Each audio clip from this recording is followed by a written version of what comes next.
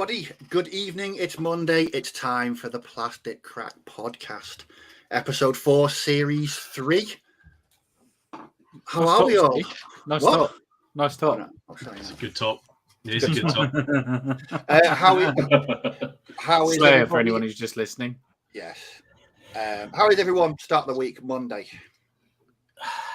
It's Monday. You know, it's just Monday. I mean, it gets better from now on, doesn't it? From Monday night on. Yes. I'm still testing positive for COVID, so there you go. That's all fun. Lovely stuff. So as always, I am joined by my three crack comrades. So above me we have grandfather Nurgle himself, Martin from Seventh Son. So tonight drinking a pint of Lucozade. Rock and roll! Oh, you know. It's the healing tonic of kings, I'll have you know. Up there we have he's managed to pull himself away from the fiddle yard. We have Ken from the Wargaming Warriors. French. What, no trains? No trains, French. Oh, sorely disappointed. And over there we have Mr. Dynamic Paintbrush himself. What am I going to say there? Don't pause like that. Dom from Boots on the Table, who's probably painted about 2,000 figures in the past 7 days, but we'll get to that in a little bit. Thanks everyone for joining. Thanks everybody for watching on the catch-up. We do appreciate it every single week. 2 minutes past 8.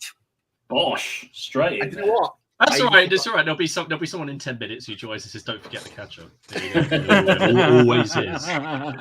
I even forgot to write some notes down, so I'm doing this all unprepared. I'm ad-libbing the entire thing. Oh my goodness! You're doing well. Yes. I've got Luke Farrell. That is a good choice. That is it. Classic. Ken, have you listened to any Slayer yet? No. Why? Right, cool. Well, that's better than him saying you listened to it and didn't like it. Yeah, I'll that's take true. that. When I eventually rule the country, Slayer.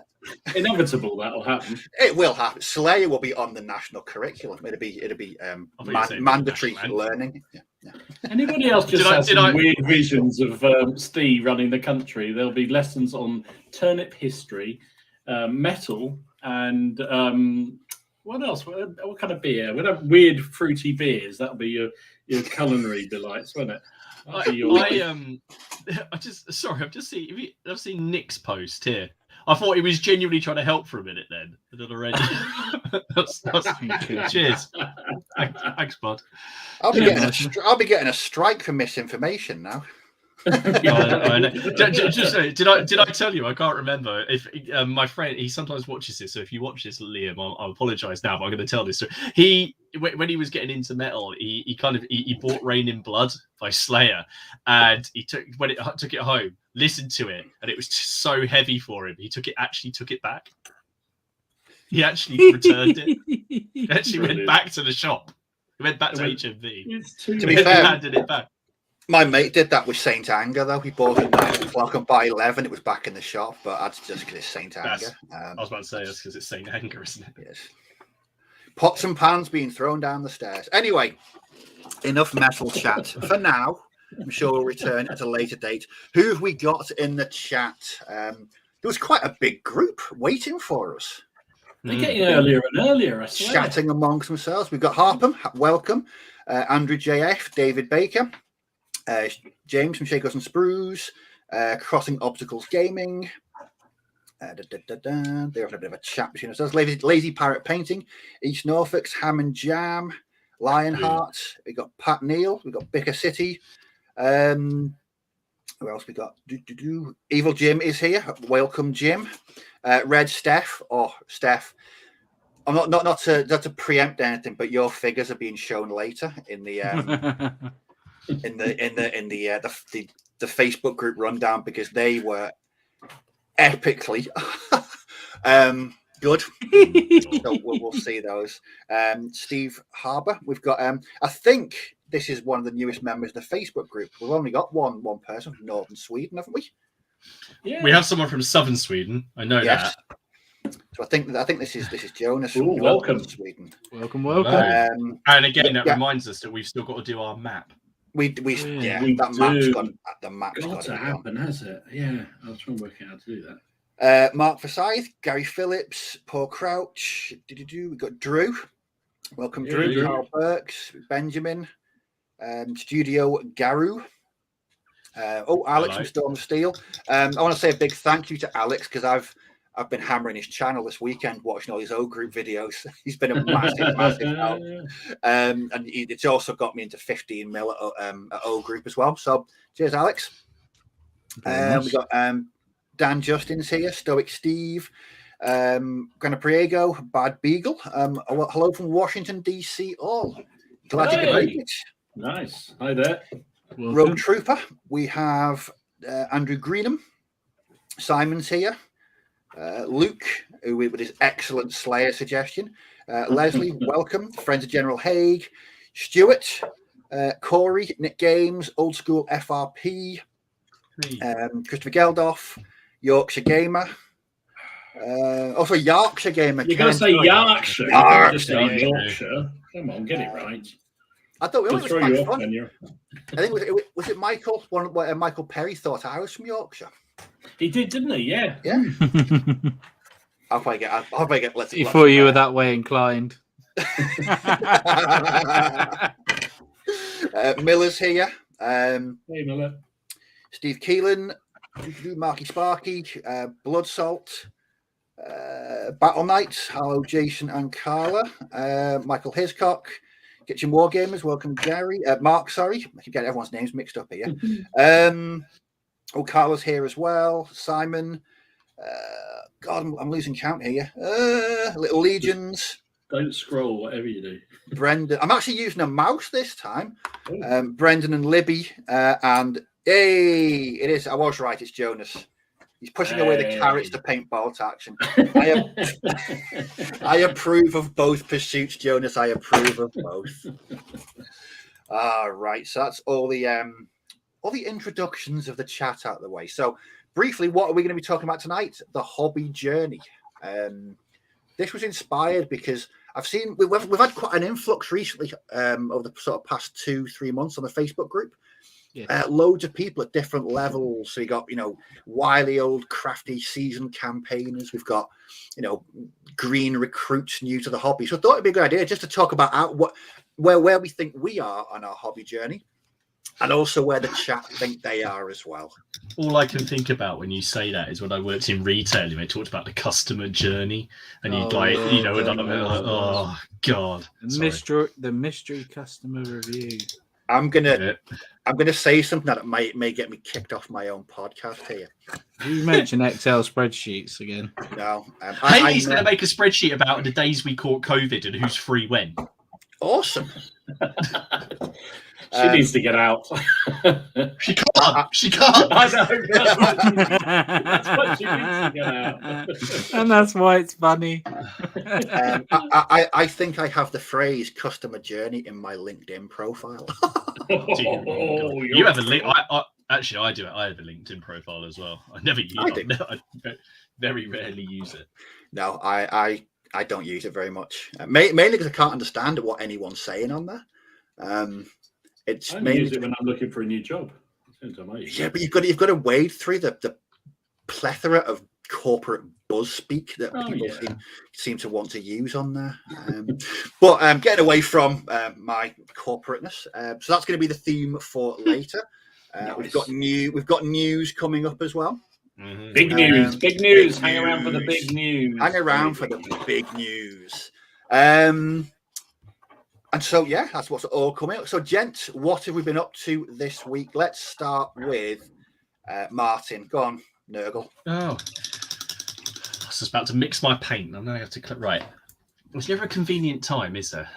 Right. So, despite, I haven't got as much done as obviously I would have liked to have it done because there's little children that need to be homeschooled and then you're feeling terrible in the evening. But I've got some things finished when I find them. Right. So I have, where are we? So last week I was working on a Moonstone miniature, which is Gotch Gut the Giant. Anyway, I finished him off and I'm really pleased with him.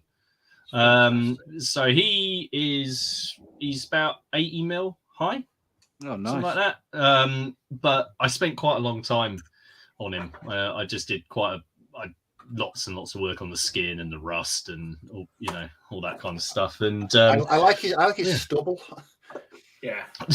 Well, I decided that knife probably wouldn't be that good at being shaved. I was going to give him like a hairy belly, but I got the fear that I would like ruin the skin tones because I was really, really pleased with the skin and I thought I could do it. I was going to give him a hairy bum as well, but just because it's poking out there. Risk it. No, I got to the point. Again, we've talked about it before, but I got to that point and just went, no, I'm gonna stop there. So it's good fun. So I need to say a really, really big thank you to Carl because he sent me this miniature and a whole load of the other Moonstone miniatures probably just under a year ago, and I've sort of been working on them off and on, and I find them really, really nice palette cleansers because they really sort of scream sort of Terry Pratchett and Neil Gaiman, like Discworldy kind of whims. I think that's actually what it says on the rule book. In fact, hang on a second. I think it actually says on the side here, a wonderfully whimsical fantasy skirmish game.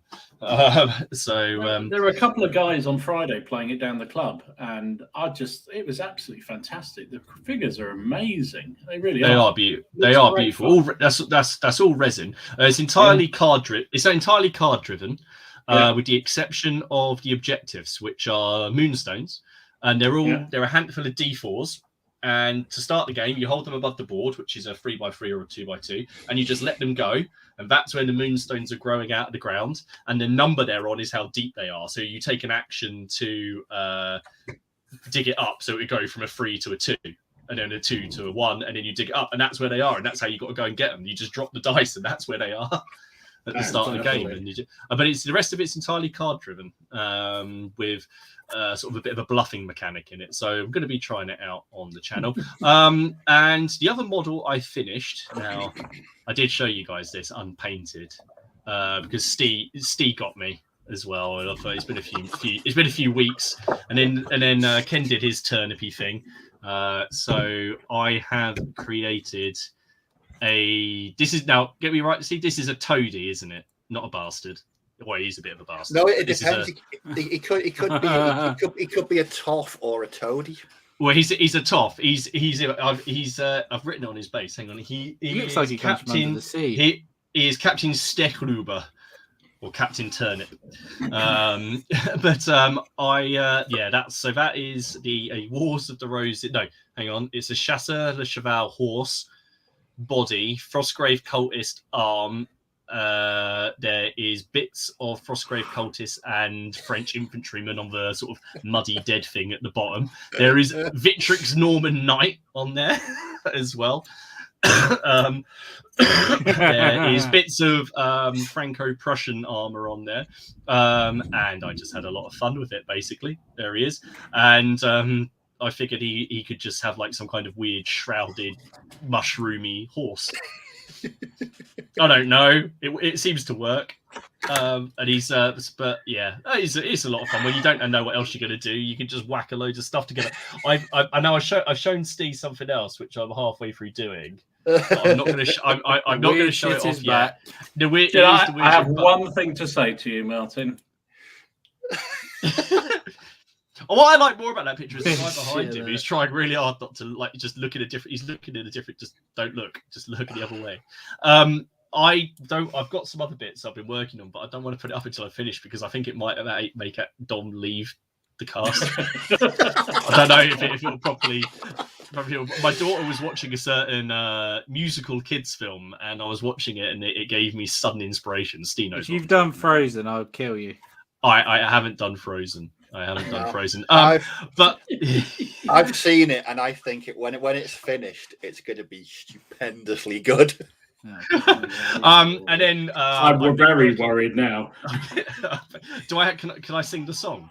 Or will we get a copy? I could try and do something. We might get the copyright strike. No, I'd rather have a copyright strike on that. And then the final thing I worked on, which I'm working on at the moment, is I'm working on my Marmlukes from Gringo 40, which they're just lovely models. But I finished the captain last night. There he is. Fantastic. So I'm just working on the rest of the unit. and I've never painted such ostentatious uniforms, which says something when you've been used to doing a lot of Napoleonics. This is, it's a lot of Does fun. that mean your barren spell of Napoleonic cavalry has been broken? Yes, basically. Fantastic. Yep. Yeah, it has. In fact, I've got. I did the guy on the horse, and then these ones. I painted more cavalry recently, but I don't know because it's because obviously I've never done ones like this before, so they're a lot more challenging, interesting for me. Yeah, they're bloody challenging. There is a lot of like gold cord and lining and stuff that goes onto it. There's so much gold, so many tassels. Every time I look at that, all I see is Flashman. Yes. Yeah. There's something flashy about him. It really is. I think it's the moustache. I mean, I know I sent you guys it, and I'll do it on here. But the drummer, the kettle drummer, I don't know if he'll show up very well on here. But I've got his headgear shows up. Look, if I can get that's just ridiculous. I mean, it's amazing, but ridiculous. That is a rifleman's dream. That is to see that coming across the battlefield. And but anyway, I will. That's what I've been up to. So, yeah, I was quite pleased considering. Yeah, outstanding. Right, on to Mr. Paintbrush himself. Dom, what have you been up to? I'll put down this one. What have I been? I did some different stuff this week, which was nice. So, any turn? You might have to wait a bit for us, 1 or 2 tournaments, like when hell freezes over, maybe. We'll get him. We'll get him. No, you won't. 20mm Panzer II. Nice. Oh, nice. Which I just thought I'd do because I've been banging a bit of 20mm. And it's based. I did some trucks. Oh, of course it's based. Actually, it all comes molded together. I think they're okay. SHQ, I think now. So that's some, is it Malta trucks, whatever they're called. So yeah, a couple of those done, which is nice. It's not Mauser, it's the Malta. I don't know. That one. The trucks with the half tracks. Yeah, multi. Oh, the track. Yeah, that one. And I finished off the Hussars that I've been doing. Yeah, so I was pleased to get them done. Which are nice. They're foundry ones. So I don't know why I did Hussars because I don't really need them, but I just thought I'd do Hussars, so I did. And then I was scratching around.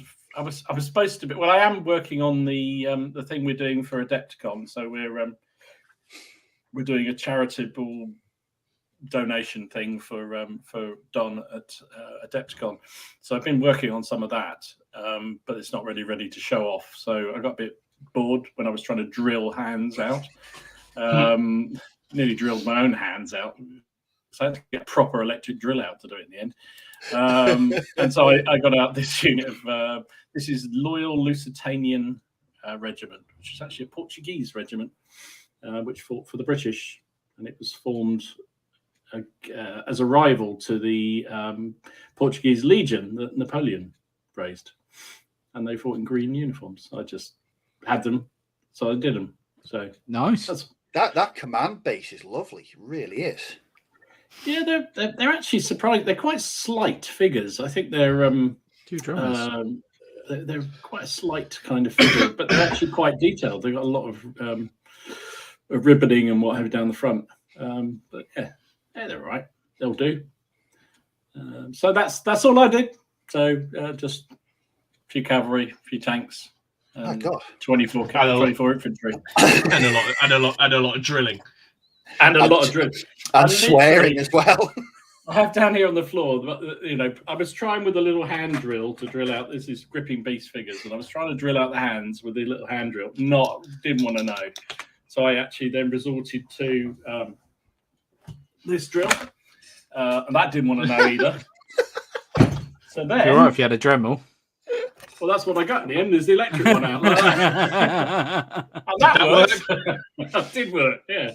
It nearly took my head off, but yeah, or my hand off anyway. But yeah, so that was fun. So they're just about done. So I'll start work on painting those now. Dear. The lace on the front of those jackets are amazing. I thought they were really cool, really, really nice. Yeah, thanks. They were actually quite pleased how they came out. So they're weird little figures. I can't remember the name of the company. but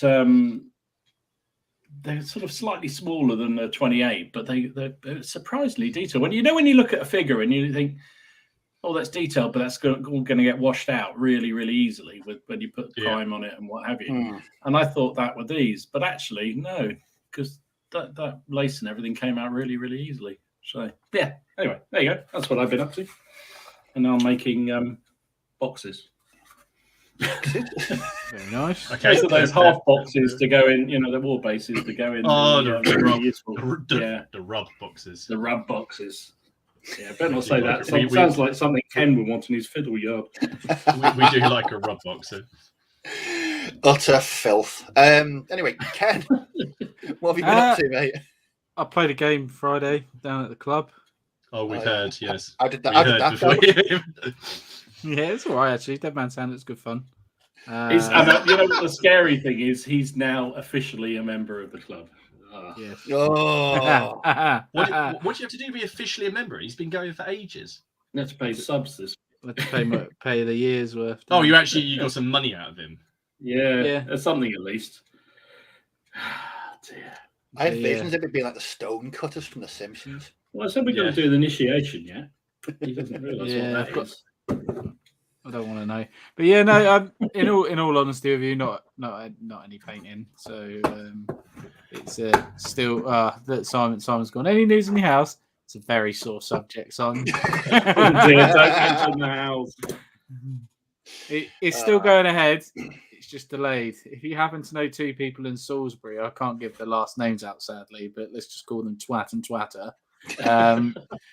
That don't want to move out of their house at the moment because their other rooms aren't decorated completely. Never heard of the Travel Lodge? Oh no, it's still above your station, isn't it? Yeah, let's just leave it there. Okay. Moving swiftly. Well, I had a bit of a quiet week last week. I got a little bit done. So first of all, I've now finished 6 infantry for my current bolt action project. So there they are. Oh, I like them. Oh, nice, Steve. Oh, lovely. The colour is awesome. Brilliant. They take. Considering there's only about 3 colours, that is superb. They take bloody ages to paint.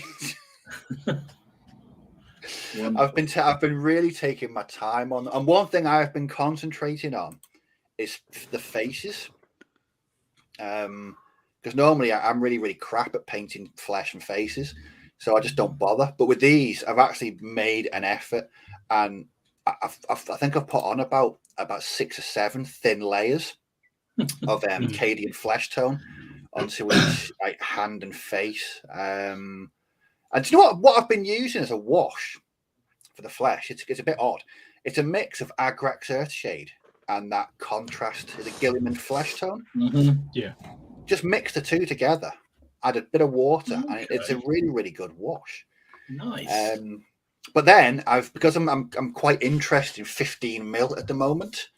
I did this. Ta-da! Oh yes. You don't get any bigger than that. It's a Pack 43. Big gun, that isn't it? Jesus. The weird thing is that kit must be about size of 20 mil there. Sorry, I was going to say 28 mil worth £6, surely. Well, it's huge. But the kit's about 16 years old.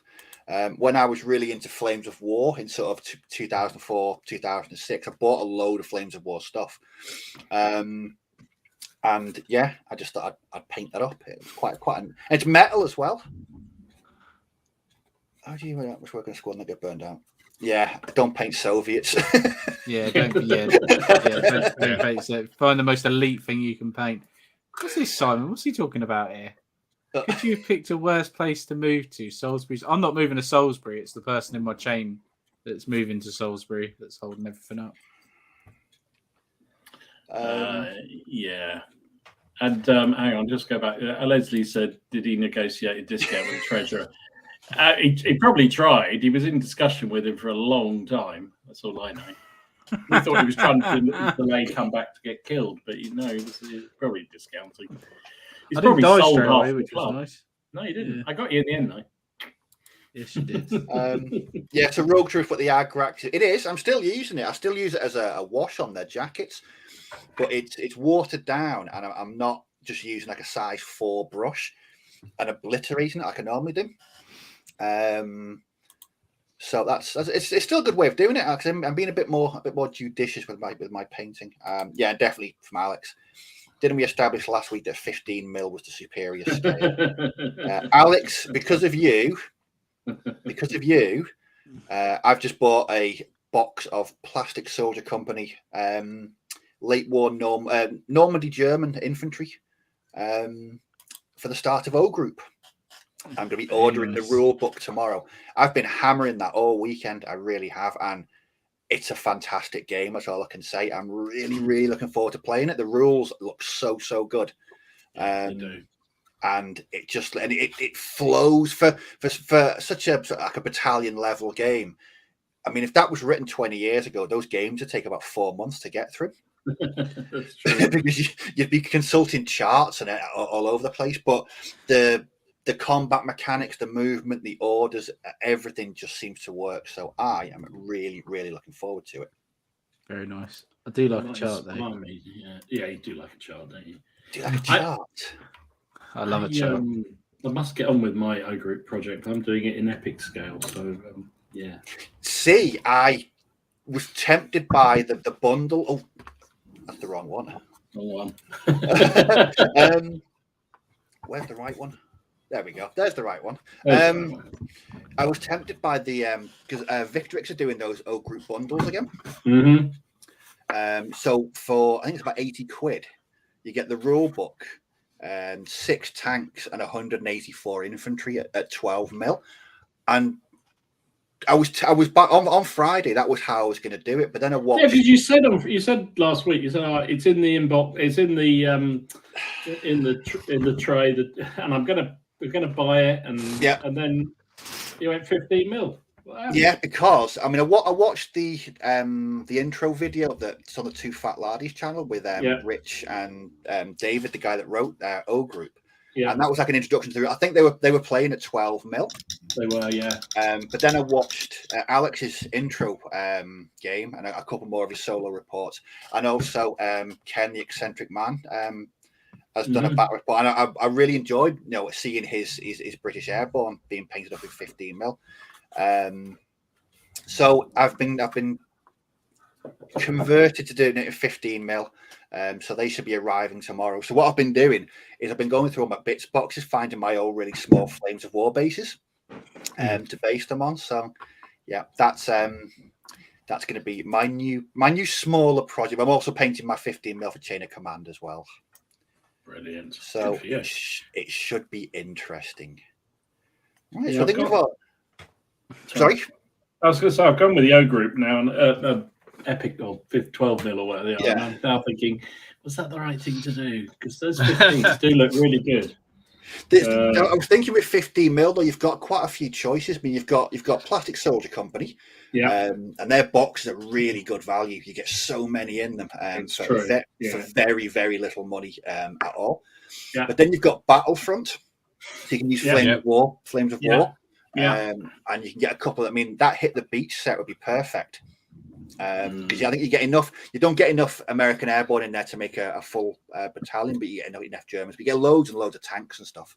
And for anything obscure, you've got Peter Pig. So I think there's quite. There's certainly more options there, that's for sure. And then those I did like those Victrix tanks particularly. I thought they looked fantastic. Yeah, that when I chose to do 15, I was like, when you posted those. The 12 mil M10s on the Facebook group, I was like, oh, they look so nice.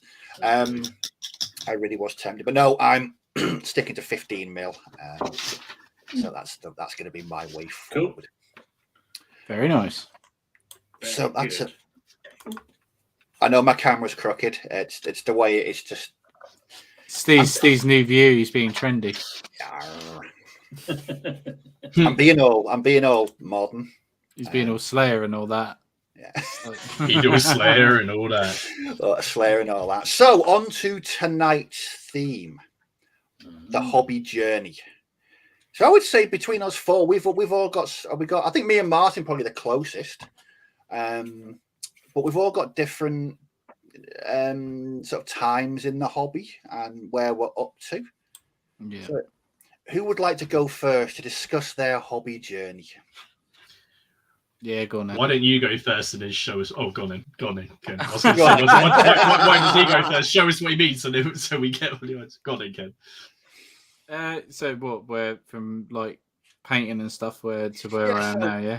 How you got into it? Where you think you are? Is there anything that you think I'm fully settled on that? I want to try this. I don't want to try that. Are you? Oh, okay. Yeah. Are you a wily campaigner? Are you a green noob recruit? Oh, yeah, probably. So my hobby journey, well, it's a bit of an interesting one because it's a short one and a long one at the same time. Because technically, I started gaming 15 years ago, maybe longer. Technically, when it was a bit of epic 6 mil, not knowing what I was doing, not even playing with the rules. That's what you call like my real first gaming sort of experience. But then properly, like, it was like 3 years ago when I started the channel up. Maybe a bit longer than that. So maybe 6 months prior to that. So maybe 3.5 years ago. And it started with 40k, and I started out by trying to paint all the box art, like everyone does. So you just try and copy the box art and make your figures look exactly like the ones on the box, but that doesn't happen.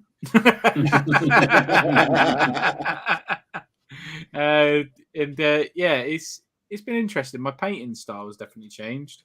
So I started off with just your basic normal techniques, and then moved on to doing a lot of contrast paints.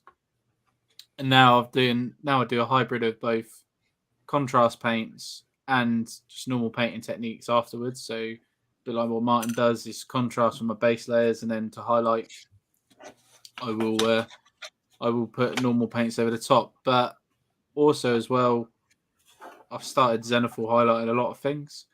If you don't know what Zenithal highlighting is, it's a black primer followed by a white overcoat. But I cheat Zenithal highlight, so I highlight all the way around the figure. But you should do it. If you're doing it properly, you should highlight from one point of interest where the sun's going to be, not all the way around. But I do that because it makes the miniature stand out better when you're putting contrast paint on. You got no problem. Where else am I at the minute? I'd probably say painting wise, I'm on a plateau at the moment. I haven't got better and I haven't got worse, if that makes sense. I've kind of stationary. I haven't really got any more technique. I haven't tried anything else really. Maybe I should get the wet palette back out. That isn't out. I'm having to use this bloody lid. Really annoying. Ken, do you think that even though you've been in a relatively short space of time, do you think you've crammed a lot into those 3.5 years? Yes. A stupid amount I've crammed into those 3.5 years. I wouldn't want to imagine how many figures I've probably painted. I reckon, or bought and sold. Yeah, I've probably bought and sold in figure count probably nigh on 10,000 figures, but I've painted probably, I'd probably say 8,000-9,000 figures in that time. Like Dom's weekly count. I was going to say, so you just got started then, really? Yeah, it's probably what I've done in like bought sold wise and like what I've got left. So yeah, I'd probably say that. Yeah, probably about 8,000-9,000 figures. Different things as well. I can paint a tank a lot better now than I used to be able to. I used to paint tanks by brush. Oh no, not anymore. How many French battalions do I have? Are we talking 28 mil? Because if we're talking 28 mil, I've got 16. You madman. 16 French battalions, 6 guns, 3 troops of horse cavalry. Yeah, horse cavalry. There's another type, is there? Tanks, technically. But 3 troops of cavalry and probably about 30 skirmishers. Yeah, 28 mil. And so is there anything that you haven't tried yet that you really want to get into, or have you done anything that you think I don't want to do that ever again? Ooh, that's interesting. Trying wise, I'd probably like to try and paint a tank with my airbrush completely from start to finish, and do the camouflage pattern on it as well. Decals as well. I do a lot of decals on my figures. I never used to, but I do now. I think it makes them stand out a little bit better, makes them pop. What I really wouldn't do. You guys will probably think back before I will, but I can't think of anything. What didn't I really want to ever do again? There's nothing you haven't wanted to do until you've bought it. I don't mean that horribly. like your ECW, the windy really boat game. game. To do it, Yeah, the windy windy boat boat. right. Yeah, that's one you wouldn't want to do. Yeah, the windy boat game. Yeah, geez Louise. It's not so much that I just made the mistake of putting them together, didn't I, before I painted them. Yeah, and it's not so much the ships themselves, is it? It's the rigging. It's the bloody rigging. Oh. Yeah, that's rigging. That rigging is a fucking nightmare, and it comes loose as well.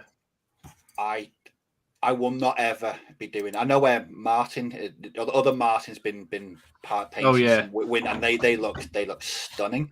Oh yeah, Vikings. Yeah. What happened with you in Blood Red Sky? Well, Blood Red Skies. I painted it all. Did you enjoy it? Did you enjoy it? Well, painting them. I painted them in an afternoon. I did. I painted them all in an afternoon. The whole box. Played it twice, then sold it.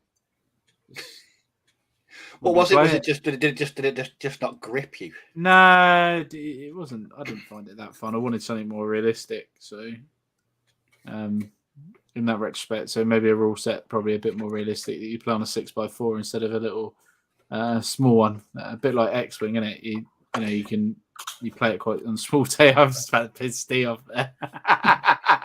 No, I mean, I've got a 3x3 space map thing for my X-Wing. Yeah. I did one first rate for the windy boat game. I saw more dude than I did during the breakup. I think when I was doing mine, I think I managed to swear for 4 hours without repeating myself. Oh, don't. Windy boat game can seriously do well. Yeah. It's a great game. I really love it. Oh yeah, it's a great game, but really good fun. I enjoyed rigging. Nah. Yeah, you just have to simplify it right down. But even then, it's fiddly as hell. Really. Powerboat. Oh, excuse me, I enjoy it like hell. Oh. I mean, when I did mine, I first of all I said I wasn't going to do it, but then I thought, well, I'll have a go. I'll do it quite basic. But then I thought, no, I fancy a challenge. Oh, you madman! Oh, dearie me. A bit like drummers. Yeah. Oh, well, yeah. Well, then they're another thing I'll never paint ever again, unless they've got a Frostgrave. I still think you should do a turnip. I was going to say, I still think you should do a turnip drummer. I've done one. Ah, there you go. I made the Wurzels. You should do it. You should.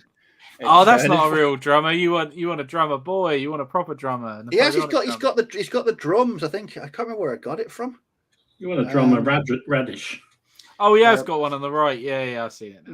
Yeah, it was Paul from Paul's Paint Shed. We got chatting on Facebook, and he said the Wurzels were the only music to paint to turn 20. the only music to listen to while painting turn 28. And I was like, yeah, that's a challenge, isn't it? I'm going to make me some Wurzels. God. Brilliant. Oh, dear. So, is there anything? I don't know. So you want to do more armor painting with your airbrush? Yeah, definitely. Yeah, I feel like my technique for smooth painting, I think the airbrush is the way to go, especially with flat panels and stuff like that. So yeah, definitely, especially for camo, if you want to do like camouflage Germans and stuff like that. But I don't know when that's going to happen. That'll be at some point, but not right now. I'm too busy painting French. I was going to say, so is it epic naps all the way now? Yeah. At the minute, my hobby, that's pretty much what it makes up most of my time at the minute. When I get time, which is very rarely, sadly. Which makes me very sad. But we're not going to mention that. No. Fucking house. Damn it, being all grown up. It's terrible. I know, responsibilities, and the word baby came up the other day as well. Oh, God. Oh, my word. Oh, dear. So I better book an appointment at the doctor's. So what She'll would you never say... know.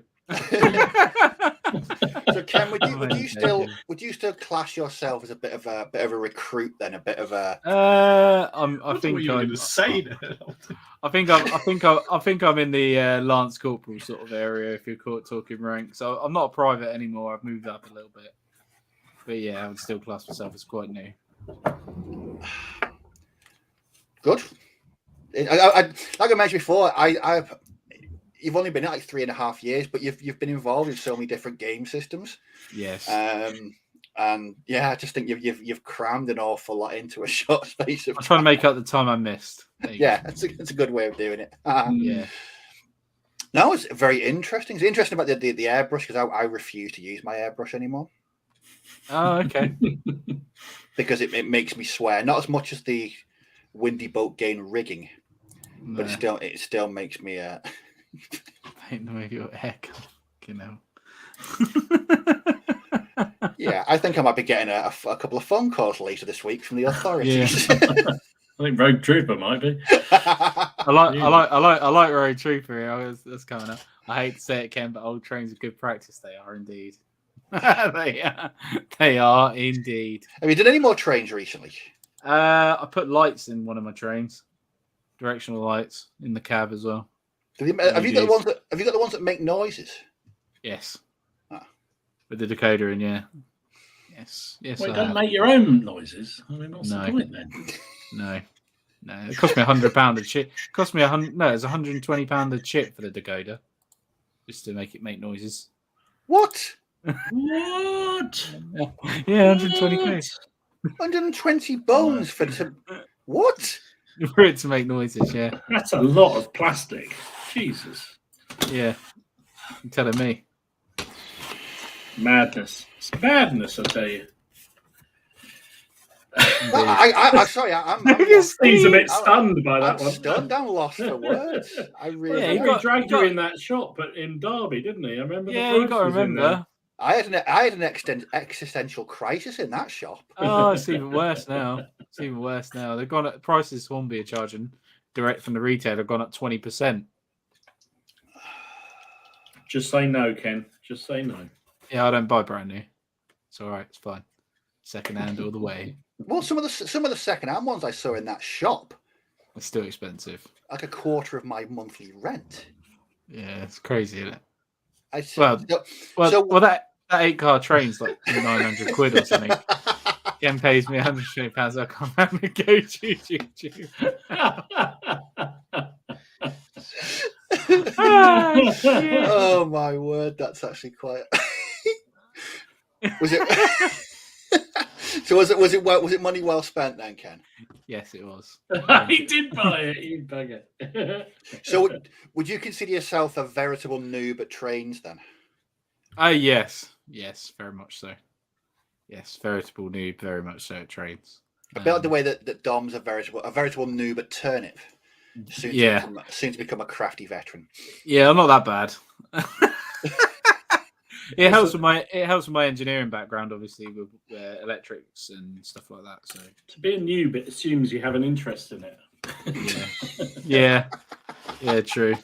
I've got to admit though, that has helped a lot. Is like with my background of what I do for work and stuff. So it does make trains a little bit easier. See, I still watch YouTube videos about trains. But it's more for I just like seeing people create things.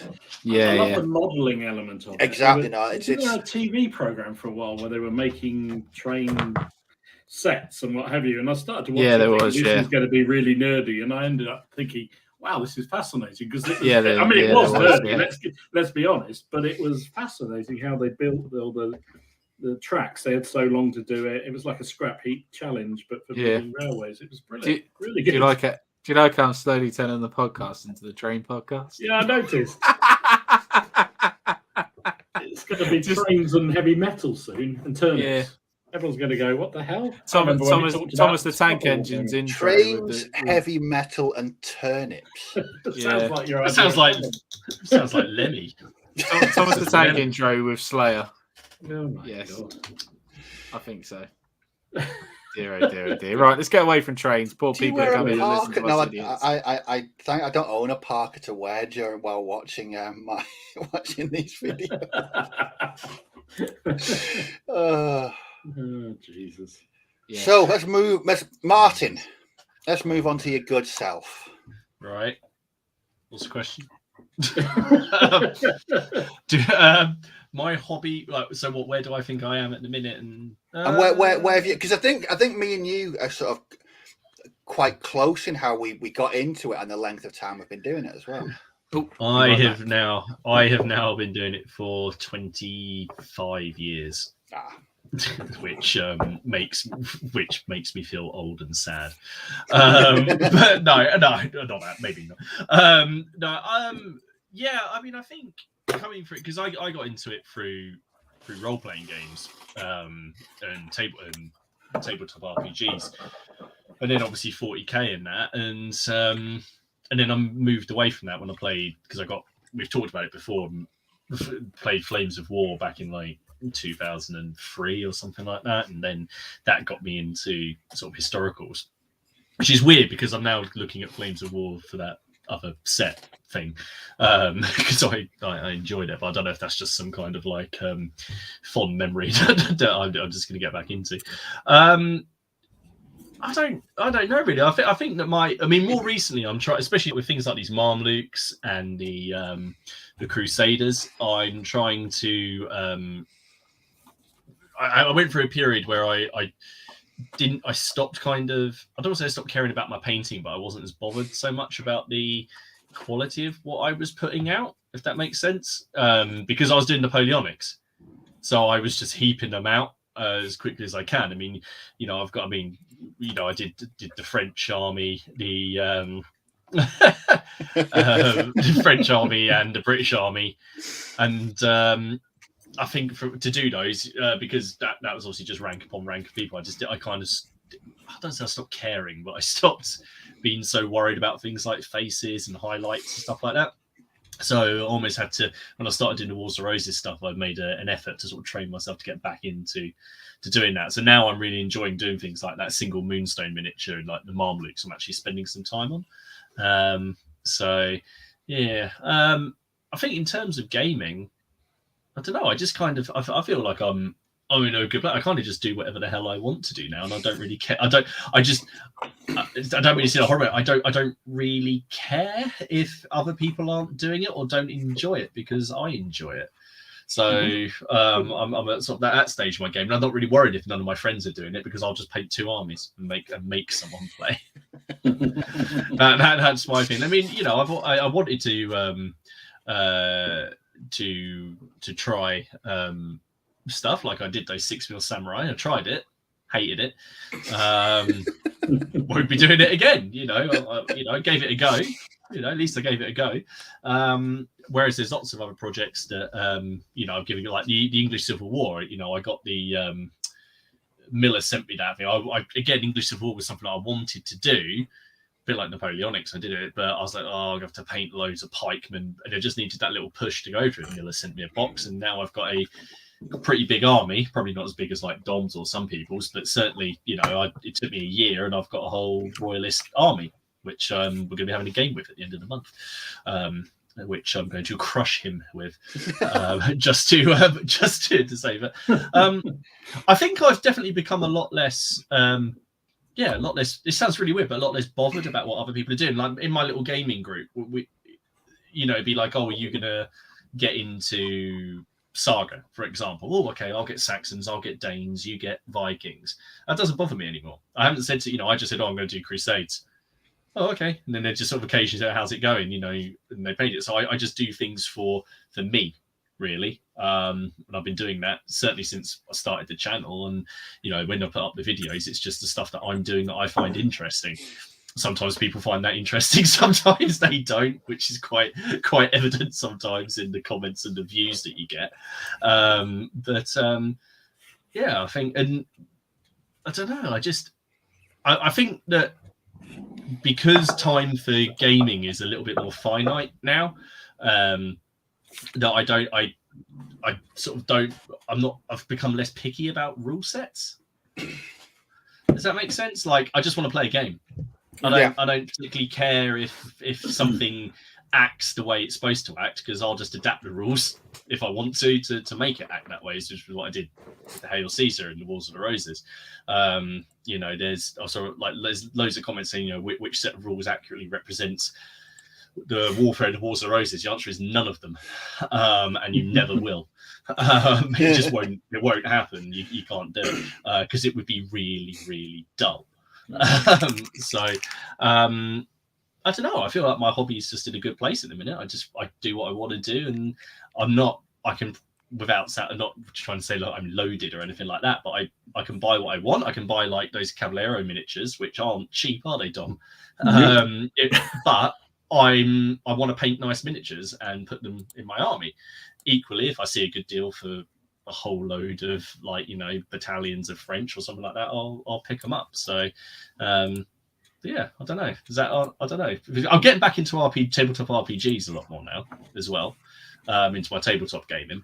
I had a bit of a sit sort of over the last 5 years. I was really, really into it, and then in the last 5 years, sort of that drifted a little bit. So now I'm getting back into sort of more character-driven games, so skirmish gaming, fantasy skirmish gaming, stuff like that. It's like that Moonstone. I was interested in it, and then as always, a bunch of projects came along, and I played a couple of games of it, and then it kind of went by the wayside, and then I just wanted to paint something, and it picked up again. There you go. Does that answer? I don't know. No, it is. So, is there anything that you've not done yet that you've either got your eye on in the future? I want to do some more World War II. I am going to be doing it in 15 mil, but that's because it's so strange after the conversation we had last week about 28 mil being king. Everyone's banging on about 15 mil this week. Yeah. But no. You said that wasn't the question. You said it's 28. That's because you killed 28 mil. That's because you said is 28 millimeter dead. That was your question, and the answer is no. But as we said at the time, doesn't mean it was going to stop us doing things in other scales. But because I'm going to pick up one of those new Flames of War start sets. I'll probably get the Tobruk one. Yeah. And I'll paint up because again, can you use it for Chain of Command and O Group and Flames of War and to do what I want for it. I don't really care if basing doesn't work. I'll make it work. So that kind of doesn't bother me so much. We had someone in our group who gets very, very obsessive over basing, and basing I don't care at all. I don't care. And points, I've just stopped caring about points. I've stopped caring about bases. It doesn't bother me. If you've got figures, they're painted, they're on the table. Let's have a game. There you go. Well, I think that with if people have, I think Alex said this as well. If you've already got a Flames of War army, you can play O Group. It's all based already because it's not precious about how many figures are on each base. I've seen it with 3. I've seen it with 2. I've seen people use more. It's more about the best way to put this. It's not about the figures. It's about what they represent and how they act. Only crushing you or do Martin is your figures when you lose. Sick burn there. No, what happened is I'll go to hit the table and just impale myself on those pistons. Yeah, probably true. And then of it, yeah. So the Flames of War thing's definitely a goer. Then that's definitely something you. It is because I was really into because World War II was my first foray into historical gaming. You've got Flames of War in you? Yeah, I've got Flames of War. I've got a whole Panzer Grenadier army for it, but like I said, I can't remember which. I get confused on my editions. It's not the most recent one. It was the one before that when they changed it. They just changed it and then focused on mid-war and didn't re-release any of the rules for late war at that point. Or if they did, it wasn't particularly fleshed out enough so that half my units were sort of redundant. And I was just a little bit, all right then, okay. You fell into the trap as well. Like I saw, you could have just kept playing what you were playing. Yeah, well, I could have done, but it just knocked me off. Like because I quite like. I mean, it just quite liked it. It just irritated me. So. But yeah, I've got. I'm going to pick up the Tobruk one. I think because I fancy doing some some Italians, and I really enjoyed it. I liked Flames of War. It seems to be Marmite. People either love it or hate it, but I enjoyed it. That was the game that got me into historical gaming. I really, really liked it. I enjoyed it. I know there's other games out there, and I'm quite happy to play them as well. But I'm just quite happy to enjoy it. I did lose a lot.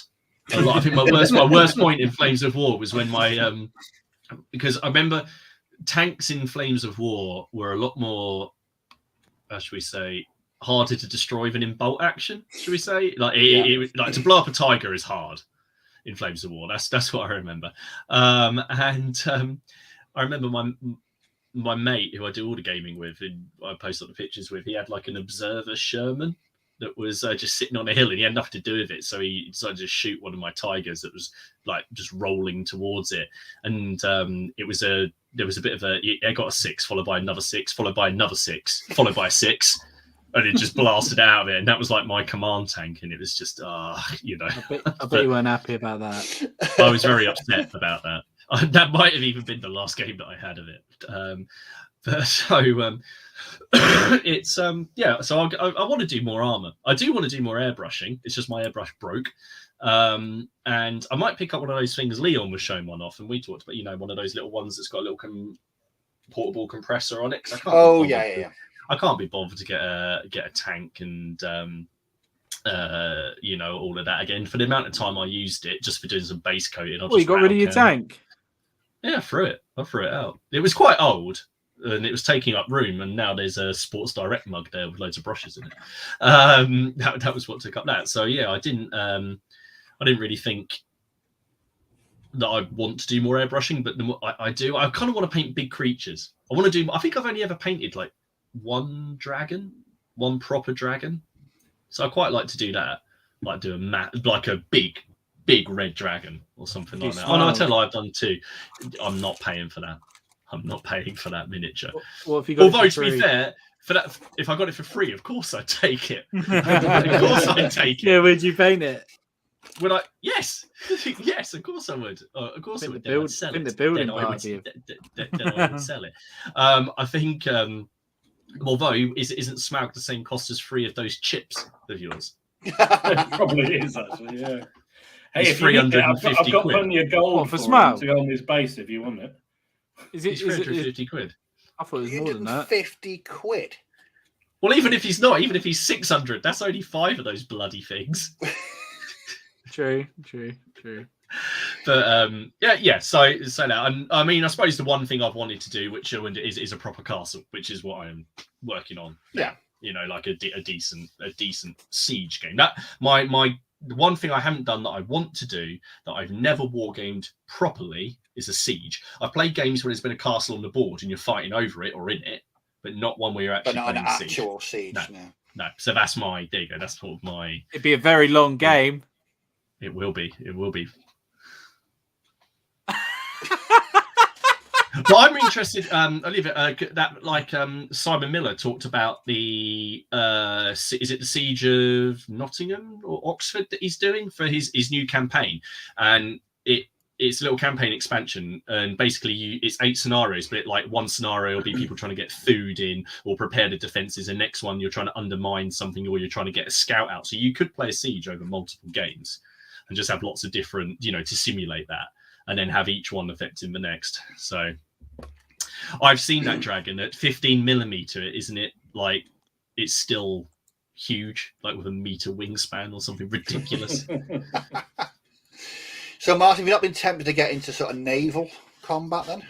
It does not interest me in the slightest.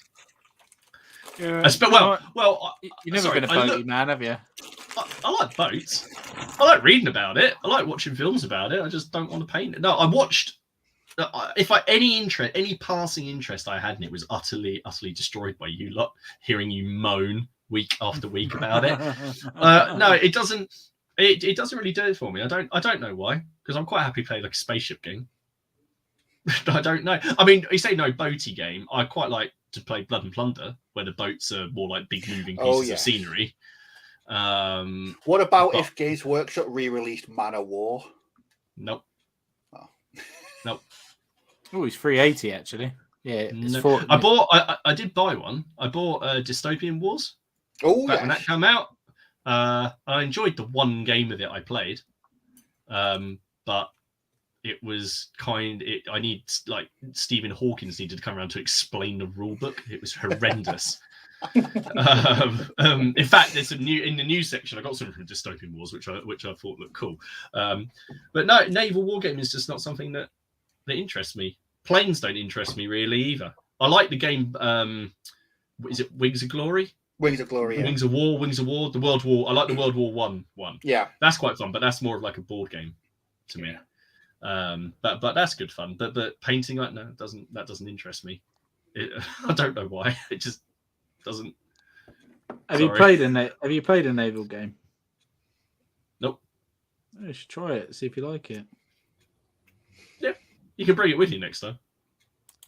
Yeah, I've got a lot to bring. Yeah, indeed. But yeah, I don't know. I think really, I don't know. If you say where I feel like I've tried everything pretty much that I want to try, and I know what I want to do, and but I still get excited by new things that I see, or new wars, or things that I read about. Which sounds a bit grim, but or little campaigns that you read about, or like even today I was reading about some character from the Wars of the Roses who I never heard of, and now I've started like kit bashing a figure for him, and that's just because he has a line. There's a line in a poem about him, and I was like, oh, he sounds cool. He was in Bristol. I'll do him. Do you know, speaking of obscure war, last week I watched a documentary, only about half an hour long, about the War of the Triple Alliance. So it was Argentina, Paraguay, and Brazil. Isn't that the one that the Perrys are making the models? The Perrys are doing, yeah. Yeah. Oh, sorry. Yeah, so it was Uruguay, Brazil, and Argentina against Paraguay, and it was horrific, absolutely horrific. So the Perrys are doing miniatures for that. Yeah, that's what they did. Yeah. And it's a complete and utter passion project, and I didn't even know that this war was a thing until they started. I mean, Perry's have done a miniature range for it. It's like, oh god, we're going to go and read about this now. I think that's what everyone does, isn't it? What are these? I didn't know. I didn't know they'd made miniatures for it. No. Yeah, they do. As Martin says, passion project for them. In fact, if you go on their Facebook page, they've been playing some games of massed battles of said war. It does look impressive because it's kind of like Napoleonics. It is, yeah. Meets sort of ACW, yeah, with a bit of I don't know what else creamed in, but it's a weird period, but it's bloody as hell. There used to be some fantastic magazine articles people used to do in the days, all the different wargaming magazines. I can remember people writing about it, and I think I've never heard of that war before. And it's like, wow, it's a fascinating war. No, as soon as I watched it, the first thing I thought was that'd be kind of really quite cool to game, because I say with the uniforms, it's not quite Napoleonics. No, there's a seems to be a bit of everything in there. I might be tempted by that. I really might be tempted by that. Hang on. There we go. Triple Alliance game right. I've got a picture of there. Right, hang on 2 seconds. So this is the game that they had going at Partisan. The Battle of Boqueron del Source, the 16th to the 18th of July, 1866. Okay, so this is one of their very lovely looking action shots that they always put up on their Facebook page. But yeah, they've sculpted like it's all metal though, the range, Steve. So it's all metal. It's all metal. Yeah. So I thought it might be, but I don't know. You know when something just piques your interest and But I've got one question about this. How do they do the bases like that? I hate you, Dom. That's amazing. I've forgotten about that. Oh, I need to find that. We need to find that. That's amazing. Sorry, Ken. That was just one of those classic comments that sticks in my memory. He's left. He's gone. That's bullying. It's bullying. It's not bullying. It's memories from the Perrys. I like this from Bicker City. Where we go. Every time I watch the stream, I come away with a new historical period that I think, that could be fun to game. You guys are bankrupting me. Yeah, afraid so. Actually, it's usually Martin's fault, and this time it's Steve's fault. It's not my fault. Yeah, it is. Bicker City, have you heard of Turnip 28? Just turn off now, Bicker. Quick. It's the way to go. It's the future. The future is brown. Jeez, brown. Jeez. You could airbrush beetroot juice over your models. Sorry, one figure. What's wrong with me? Sorry. I think that would work. I'm going to leave that to. I'm going to let that slide, Martin, on the basis that you're ill, and Yeah, that was coursing through your blood. You're Oh, dead. fuck. Oh no! I've just Yay! What have you done? I've just put a big white splodge in the middle of the Marmalade uniform because I was doing a cross belt and. Quick, water. Yeah, it's all right. I've got a plan. Let's leave Martin to deal with his splodge. Dom. Splodge. What's that? Crafty, wily veteran that you are. Come on. Well, I'm not going to go through the whole thing because we had 4 minutes to do it on Alex's excellent Yorkshire Gamer podcast, and I overran by about 20. So, sorry, not Alex. It was Ken's. Sorry, I was thinking about Alex on something else. So yeah, with Ken's excellent Yorkshire Gamer podcast, not this one, the other one. So yeah, I mean, short course story is I'm mad on history, always have been, particularly military history. I was the kid that went down the when we used to have libraries. You remember those things? Library nerd. They don't exist anymore, but I used to get every history book I could find, and just, you know, especially if they had maps of battles and soldiers and what have you, and I'd get them out, and then discovered wargaming magazines or what have you. But it all started like a lot of people just chucking marbles and Lego bricks at Airfix figures on the living room floor, that kind of stuff. And then I discovered I used to do a bit of role playing, D&D stuff, and then when I went to, I guess it was sort of secondary school kind of thing. My mate there, his dad was a proper wargamer and was into 15mm Napoleonics. And he had an entire Confederation of the Rhine, 15mm Napoleonic army, and it was all laid out on the kitchen table or dining room table, I forget which, and that just was like wow. So long story short, on and off, I've gamed a long time. Couple of offs really, because, you know, real life, chasing girls, pretending that you know did other things, and that sort of thing sort of slowed me down. Then family slowed me down a couple of times as well. But yeah, I mean, I definitely am. I've been doing it a long time, and I love it. It's my main hobby in life, apart from the family. You know, it's the one thing I do most often. So gets me out, gets me to meeting mad people like you lot, and I love it. Absolutely love it. So I'll ask you the question I've asked the other two. Is there anything that you have either got planned or want to do, or is there anything that you've done and thought, you know what, I won't be doing that ever again? So I would never say there's anything I wouldn't try, because I love I love the gaming. The gaming is what I love, and really I've come to the sort of painting side of things as a very much a sort of secondary thing, and I think in the last few years probably just sort of slightly enjoying painting more than I ever did before. Whereas before it was just get it out. The counters, I'll get them out there. Just I want to get them on the table to get that mass effect, and then I'll play the game, and that's what I wanted to do.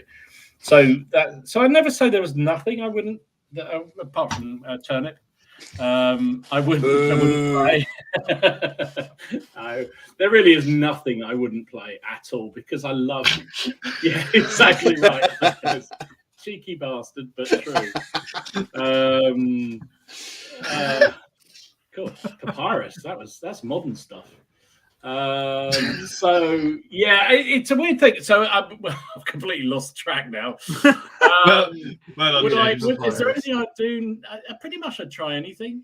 And one of the things I think I've noticed with my sort of gaming habit, certainly since this was built and since lockdowns happened, is being more prepared to do things that normally I wouldn't have been. A bit like Martin, I'd play things.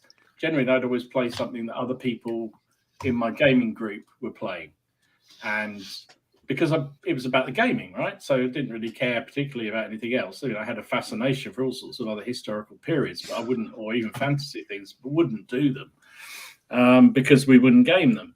And so I think now I'm prepared to, pick up stuff, and just that I know nobody else I know particularly is going to play it, but I may well play it myself on the table and just do it myself. And actually, that's the novelty for me. I was sort of shocked when you started playing Oathmark. I loved it. I didn't think that would be something that you'd be really into. So I've always loved the Lord of the Rings fantasy kind of things, and I used to read, Moorcroft and lots of fantasy writers. I loved all those sort of stuff, but again, because all the clubs I was ever a member of and all the people I game with are all historical gamers, and they didn't do fantasy. Fantasy was just, not something anyone did. So then I met Ken, and it was more than that. I think just it suddenly became, as I say, part of it. It's thinking, right, Sunday I'm going to do some fantasy figures and enjoy painting them, and then play some games. But I think Oathmark's a really clever system, and I love the idea of being able to build a narrative around your kingdom and have all the different, you can picture. I love campaigns, and I love to do that sort of thing. So that makes it very easy to sort of think through, how am I going to build an empire that's based around these races that I want to be in my Oathmark army, and then paint them and play with them. And I've enjoyed that. So I would honestly see myself doing more fantasy stuff in the future, even if I never ever take it down the club to play it. Because why not? Is there anything I would never genuinely touch? I mean, no, I don't think there is, to be honest. I'd give anything a go once. And what about ultra modern? You were. It's only that I feel slightly uneasy doing it, but I'm not saying I wouldn't. If I found the right game system and wanted to play it, I'd probably give it a go. I still feel slightly uneasy. But I wouldn't. Yeah, I don't know. Yeah, ultra model. I don't know. We could model Ukraine-Russian adventures, couldn't we? Soon. I don't know. It's only one of those weird things. It's just it just makes me feel slightly uneasy. And I think it's more the wars that I remember. Friends of mine going up and serving in conflicts that sort of makes me feel a little bit weird about all that. But I guess it's no different to, I probably bored people before, as I frequently do, but there was being at a salute many, many years ago, and there was a massive game of Arnhem being played out on the table, and we were admiring it. Absolutely fantastic game. And then there was this little old chap watching from watching the table, and sort of sidled up to him, and don't know how we got chatting to him, and he talked about the fact he'd been in the Second World War, and actually he'd been at Arnhem, and he said, I was in that building there. We were. What do you feel about somebody recreating as a game? And he said it's fantastic, just keeps the memories alive. It was like, yeah, good on you, mate. We bought him a beer. Bought him a couple of beers, I seem to remember. He went away quite happy. But it was kind of that thing. So I don't know. I'm not overly keen on air wars, but that's just because I'm not that excited about planes. But then again, I played some wonderful First World War aircraft games. Like big games, like small games, like naval games. I like the windy boat game. I like the non-windy boat game. I'll play pretty much anything, I think. I've even hear you lot talking about things like the Star Wars game, Star Wars Legion. I think, I quite like that film. Maybe I should go at that as well. But the reality is I've got so many periods and so many figures. That's what holds me back more than anything else, is I think, Jesus, I'm 53 years old. Am I really going to need any more figures in my life? I think we all know the answer. Probably yes. We all know the answer to that one. The answer is probably yes, but I'm trying to slow down a bit more sensible, Steve. Stop it. Okay, so if being the wily campaigner that you are, what's the one piece of advice you would give to somebody who's getting into who wants to get into sort of pure historical wargaming? I would say fundamentally find a good club and or group of mates to play with. I think that's the secret of really getting absorbed into the hobby properly and really enjoying it the most. Because certainly when you're starting out, they can help you. They can give you advice. They can lend you figures. You can try out different periods. Fuck off, Mark. I just said 70, babe. Yeah. Oh, dear I me. feel like it. Jesus. For anyone I was giving that's sage listening, advice, and you lot take the piss. Jesus. For anyone that's not just listening, it says Mark's put Dom's only 53. Damn, I pegged him for more like 63. Wink. Shit.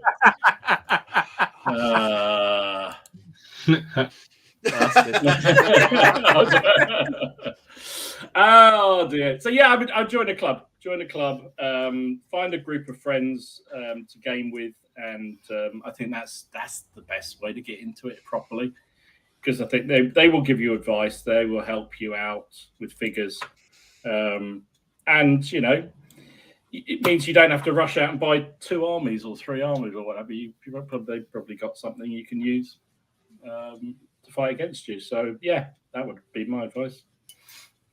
Good stuff. I'll keep mine relatively short. I'm going to make myself feel really old. So this year is my 31st year in the hobby. 31 years. I've been doing it. You're catching up, Stu. I know, 31 years. But I was predominantly sci-fi, fantasy, 40k back in my salad days. I haven't really. Your what days? My salad days. Is that before turnips? Yes. They'd all gone off by that point. No, it was only back in the 90s. The 90s the 90s were great war games, great music, great metal, just a great time to be alive. Apart from Reload by Metallica. Anyway, so it wasn't. It wasn't until 2004 that I really got into historical gaming, and from then it's just sort of snowballed. And then I had a bit of a break, and then it's been since 2014. I think I've been more prolific in the hobby over the past 7-8 years than at any point in previous.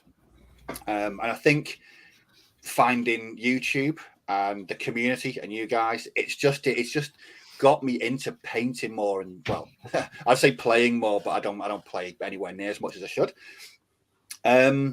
But I'm still I still count myself as learning, especially when it comes to painting. I go through like dips and troughs in painting. I actually think I was a better painter about 20 years ago. I don't know whether I've lost skills. Probably through listening to metal and drinking beer. I may have forced out those skills out of my brain.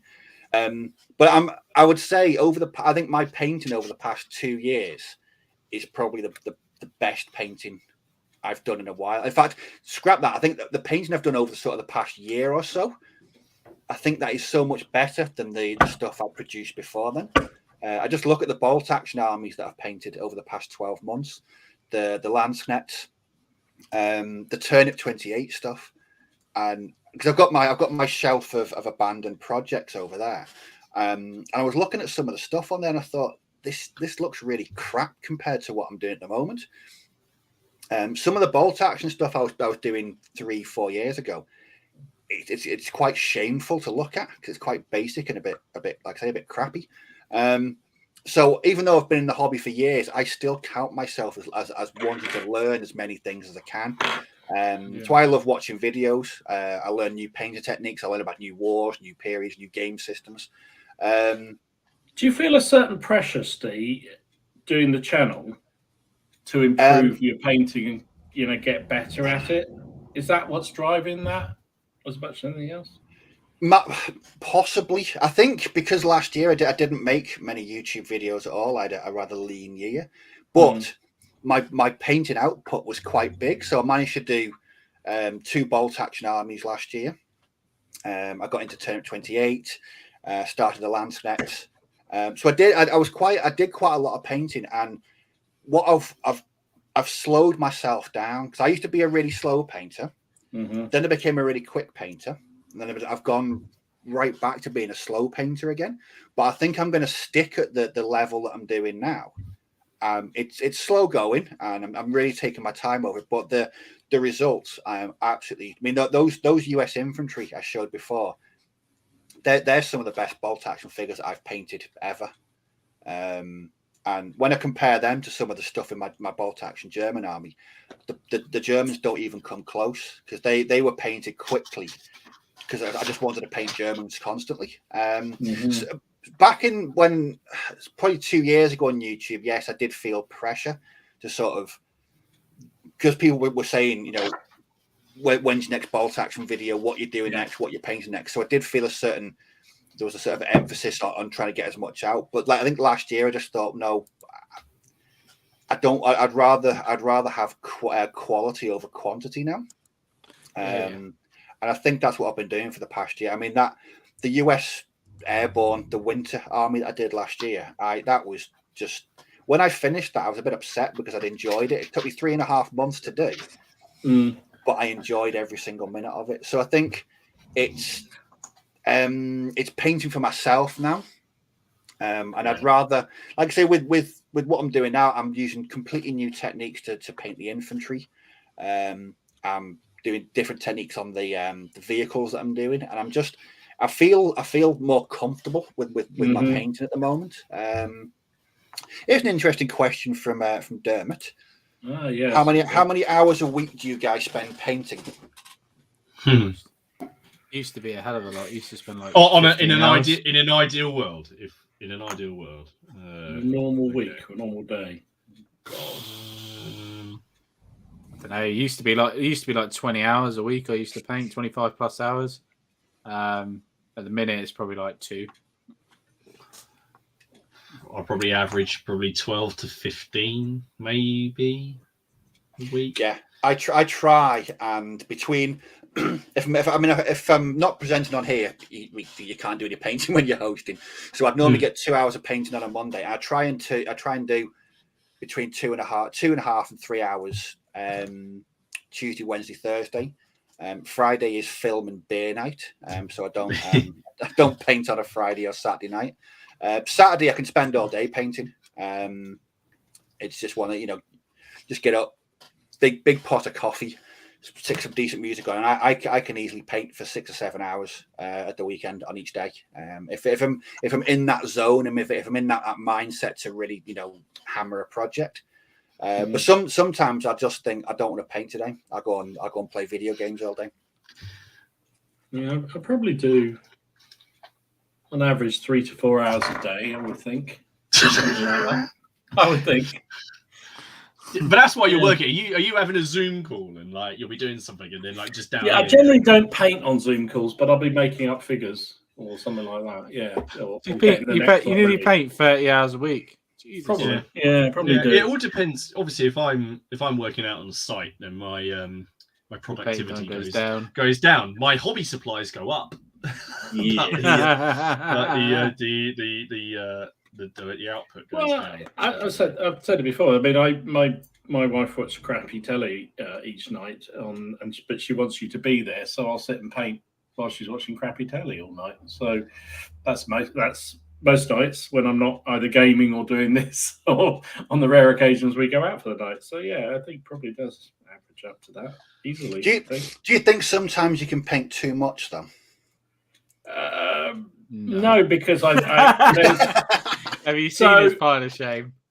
I think the beauty of having a pile of shame as big as mine is that there's always something I fancy painting. So it may not be what I should be painting or I thought I was immediately going to do. Do I get... I mean, yeah, occasionally I get, just can't be asked. Like the other night I sat and I didn't paint at all, which is really unusual. We actually think we were actually watching something decent on the telly. It was a decent film.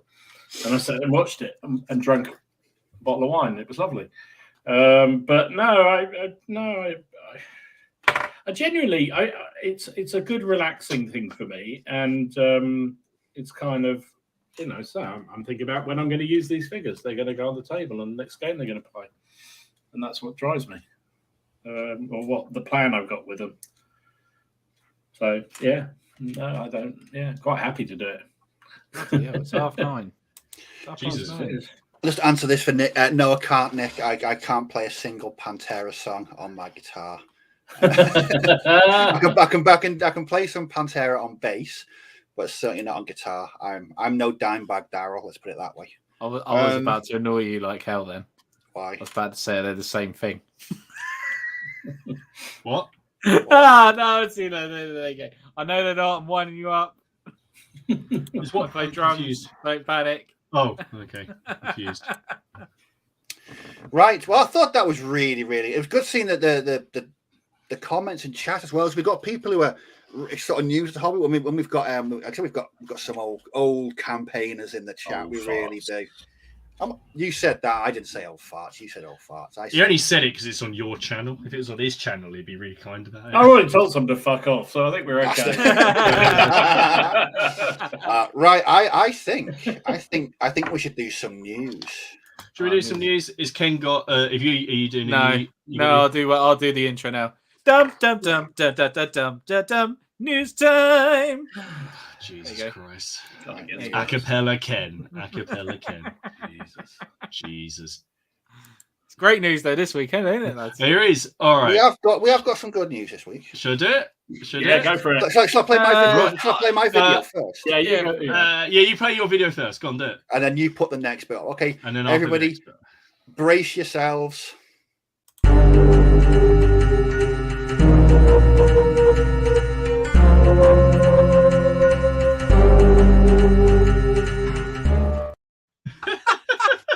Oh no, have you seen that? That's funny as fuck. Have you not seen that? We've been having lots of discussions about the name. We've been having a lot Crack harder. I like that. I'll tell you the other one, which I don't think we can use. So I'll tell you that after the stream. Shall I do it? Go for it. Right, okay, ladies and gentlemen, Crackpod 2 is a go, and there we go. So it might be a bit sooner. So Saturday, 7th of May, 2022, at Boards and Swords again in Derby. We're going to be doing CrackCon 2, Crack Harder, which now is definitely going to have to go on the t-shirt. That's killed Martin. Look, that's it. COVID. We've it's all booked. It's ready to go. Over the next couple of weeks, we'll give out more information. It's pretty much the same sort of situation as before. Only this time there will be more tickets, and so there'll be more gaming, and we will be putting them up. It's going to be the same cost as last time. I'll get rid of that for the moment. So we'll put up all the info and let you know when the tickets are going to go on sale, but they will be £15 a person, and that will include your day of gaming, and you will also get your lunch in on that as well, and unlimited tea and coffee. Over the next few weeks, we'll discuss what games are going to be put on. People who want to host games can let us know, and there will be some surprises as well. Might not be the same surprises as last time, but there's definitely going to be a few surprises. The surprise might be that there aren't any surprises. We'll see. We'll see what's going on. But of course, if anyone has any questions, just let us know. We will be creating, I say we, Dom, will be creating the ticketing system again, and we'll let you know when that goes live. And we'll all be... Unlike Mark's suggestion, you seen that? Was that Crackle 2 time its resin?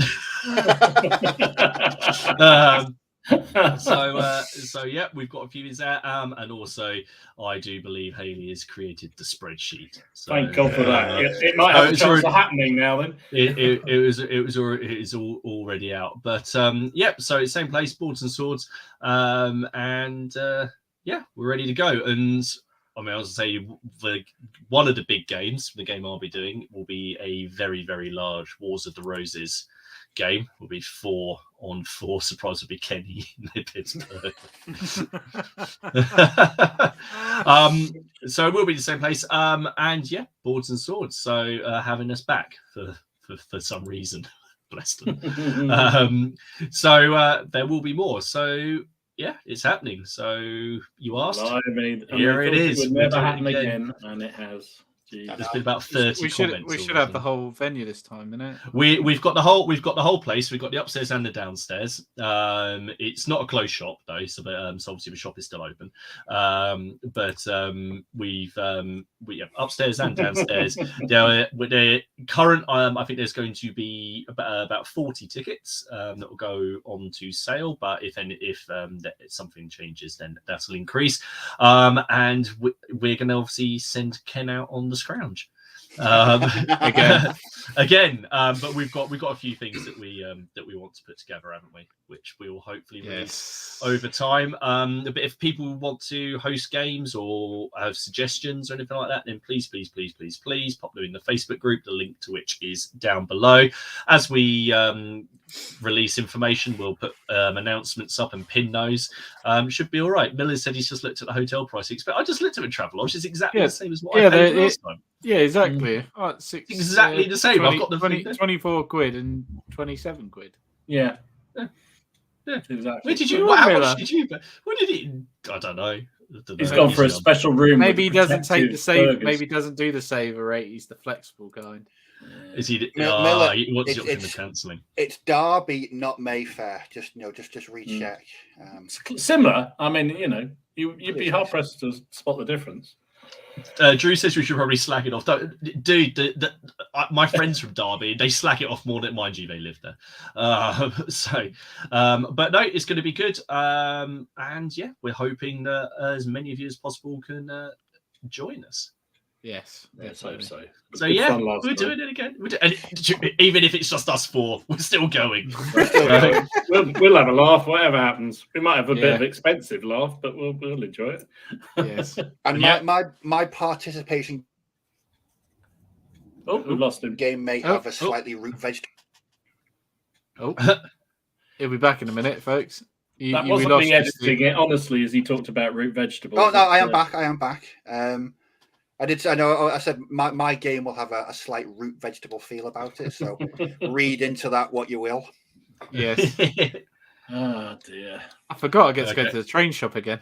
There's people going on there. So yeah, it's all. There's people going for them. Miller said it was 64 and then 100 with breakfast. Yeah, but what? Just I've just literally done it. It's £61 for 2 nights. Where are you staying? It's the Cricket Garum one. I'm looking at it right now.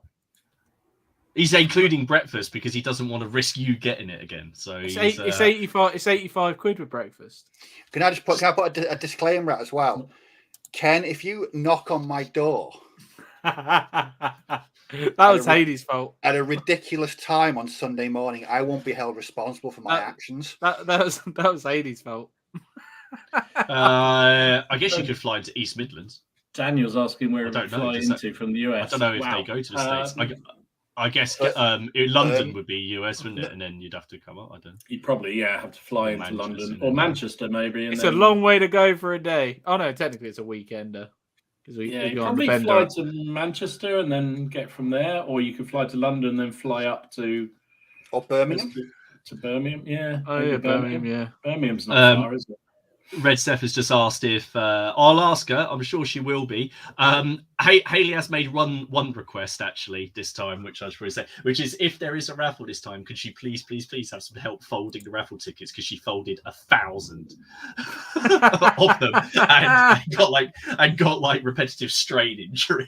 from doing it. And I'm sure, I don't know how epic it will be like last time, but I'm sure there will be some drinks afterwards. But, Alex, we'll group. we'll We want an O group.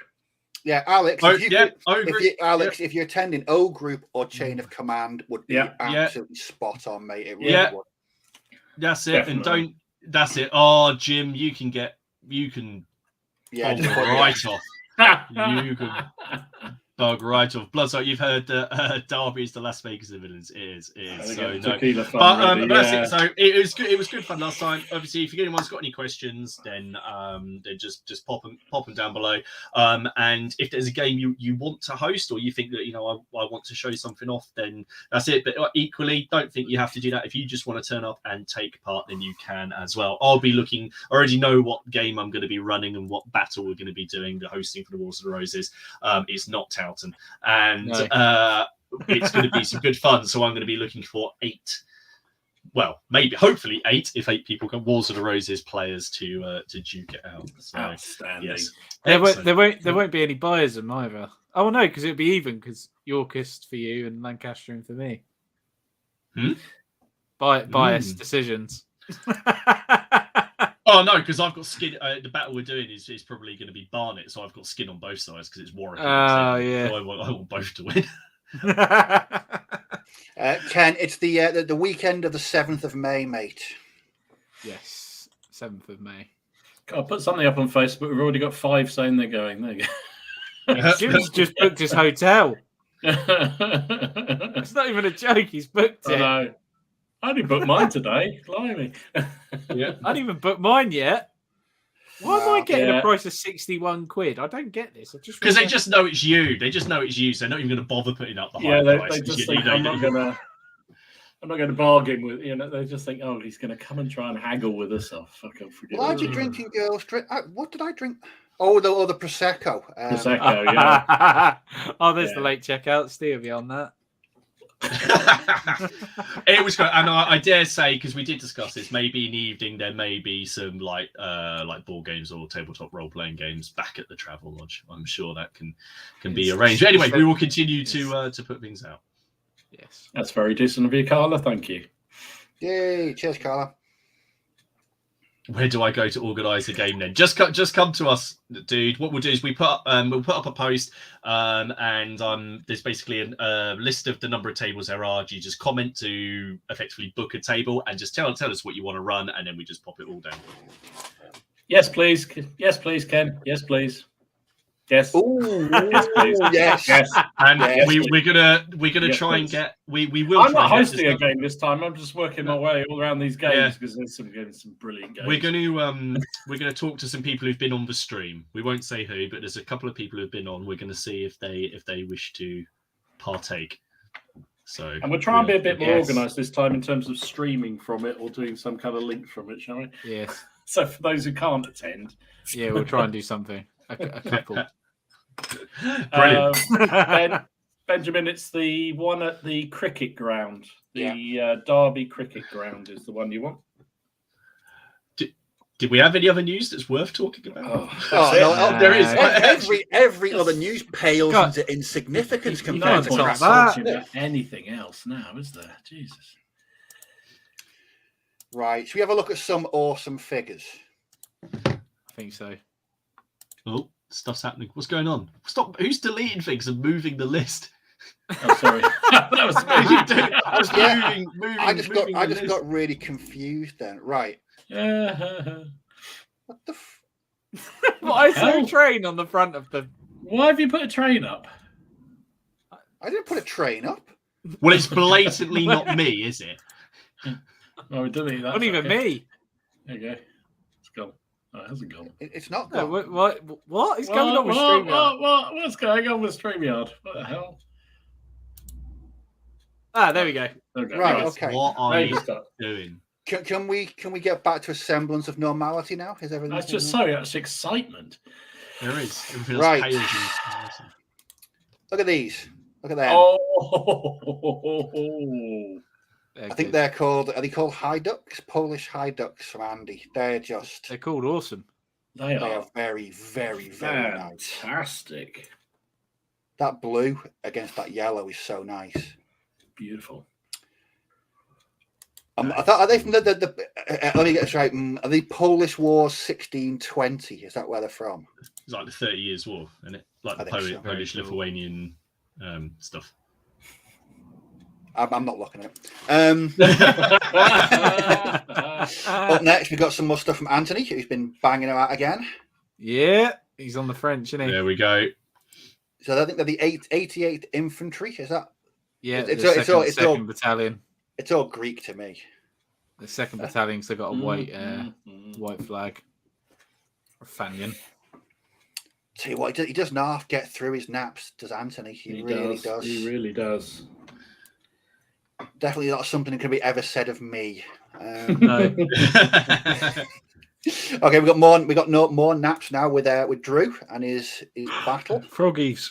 Oh, I did enjoy. I did say, Drew, how did this one work out? I can't remember if you said you won or you lost. Because aren't you 2-0 down at the minute? Not that I'm trying to rub it in. It's just I don't know. I just not that you're trying to rub it in, but you are. No, it's just nice. It's not me. They are lovely though. That very very nice good. work. Still doesn't want to make me paint any of them though. no. Okay, he was talking about these earlier on. Well, Chain of Command. These are from Alex. Oh, nice, man. Some First Airborne recce for Chain of Command at 15mm. Fantastic. Oh, yes. Very cool. They look very, very nice. I think are they Peter Pig? It might be. Peter Pig there's a Dave got mad. I went on there the other day just out of curiosity. There's a lot of stuff on there. They've been going for 100 years, haven't they? Something ridiculous. They've been going for years and years. They have been going for a while, but yeah, they're really nice. I had to put this up because, I mean, come on. It's just... She's on the field telephone. Hang on a minute. That medic's got a saw. Everyone needs a saw. That's fucking class. That one, the one in the middle with the shotgun's got like a chain fist or a chainsaw. What is that monk in the back right got? It looks like a lightsaber. You see it? I never failed to give. Yeah, the guy at the back with the blue. Yeah. Yeah, I need to know what that is. My life is not complete until I know. Gaza, if you can enlighten Ken, we'd all be very very happy. Yes. Because they are just, every time I see them, it just makes me laugh because they're just so cool. So cool. And so out there as well. Oh, Dom, definitely. would you ever do nuns with guns? I probably would without the guns. No. No. Why would I want to? Yes, I probably would. Yeah. Yes. To be fair, they do look absolutely amazing. So yeah, they do look really cool. Up I next, wouldn't do them justice like those. That's for sure. Black. Yeah, I don't. It's an old GW mini, apparently. Oh right. Oh, okay. Up next, a Lion Rampant from Duncan. Oh, Hey. those they are just sweet. They just look so cool. I know we saw someone the other day, but it's in review. I mean, like the Claymore models are beautiful. Yeah, they are lovely. Awesome. They are. That's very. I mean, what I like about that is it's bright, but it's not. It's sort of bright, but it still looks. It's not totally in your face. Excellent work there, Duncan. Up next, these are from Harry. These are some Romans. Brilliant. Very cool. Are those some big red bat bases? I'm going to say I recognise those. I recognise the bases. Yeah. Somebody's going to get very excited about those bases. Good choice. I need to put another order in. I'm getting low on the ones I use for cavalry, so I need to get some more. Very cool. Very cool. I absolutely love this. This for me is just so cool. Some James. Oh, that's awesome. Yes. That is so good. So very nice. They're Calpe, aren't they? Yes. Yeah. They are. Do you know what? They're the one company from Napoleonics I've not got any of, and I always look at them and think how nice they look. I don't know. James, quick question: is that a set by itself, or have you just got cobble that together from random kits? I think that's an interesting question, actually. Because they work really well. Like they should be a set. Okay, so Jonas is new to the group and already he's in my good books.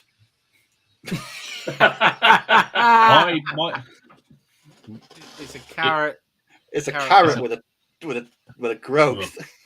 With a growth. Yeah. with a punk. It's a punk carrot. It's a punk growth. That is just amazing. I want one. Dom, do you approve? Yes. Yeah. Yeah. Okay, a bit more. I think these are Napoleonic. Some Austrian cuirassiers. Lovely. Jonathan. Very cool. Very, very nice. Oh, look at the basing on that. They have that. Oh god, that's some damn good basing going on right there. That is lovely basing, isn't It it? is. Rather nice. I thought Austrians were always dressed in white.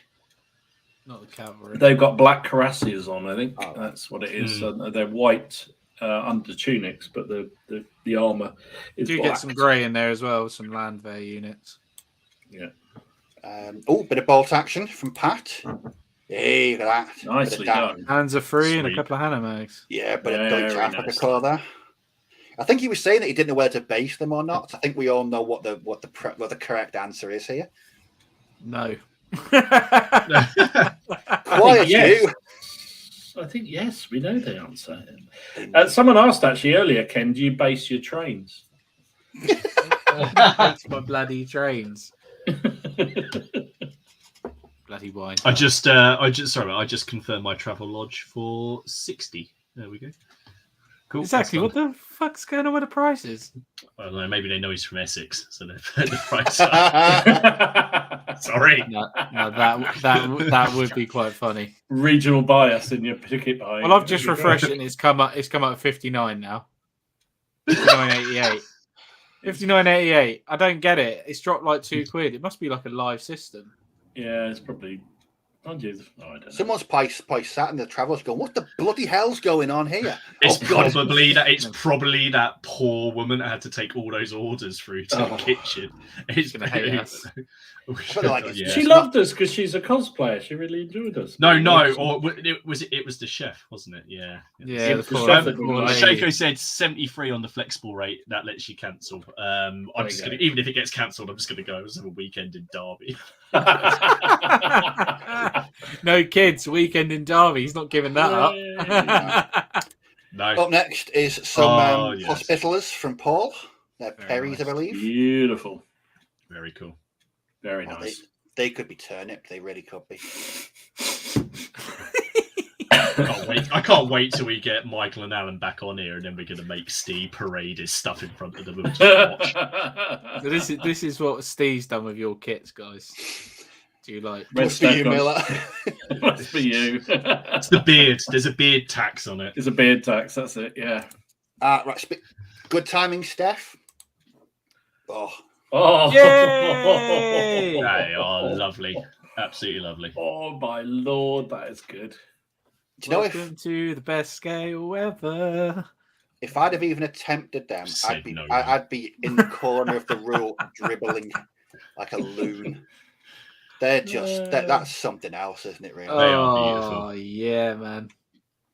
So he's gone with three. So he's gone with 3 bases instead of 4, because isn't it 4? No, do 4 because do the 4th one because then you can just have it in square. Then it's easy. Just put them in a triangle. No, Criminal. Criminal. Yeah, it's criminal. You've got to have nice. Your game. equal- Do it your way. Doesn't matter what anyone says. 90-degree Do it your angles. way. Oh, 90 Do it degrees. your way. I can't. think- I find those squares really weird to look at. You know, the ones. I that, don't put them in that perfect square. I put them in like a Confu- rectangle.